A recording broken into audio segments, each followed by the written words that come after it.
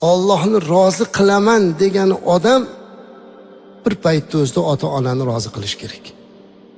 Ota-onani rozi qilmasdan turib Allohni rozi qila olmaymiz ekanasizlar.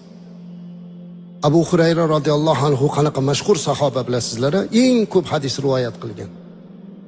Rasulimiz alayhisalom davrlarida g'azotga chaqirildi.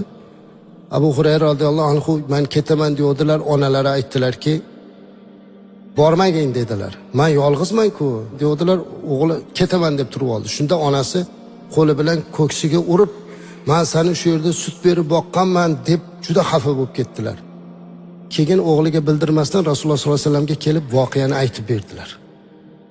Abu Hurayra radhiyallohu anhu bundan bexabar keluvdilar. Payg'ambarimiz alayhisalom Abu Hurayra radhiyallohu anhu yuzlariga qaramadilar. Shunda hayron bo'lib, mendan bir xatolik o'tdimi deydilar.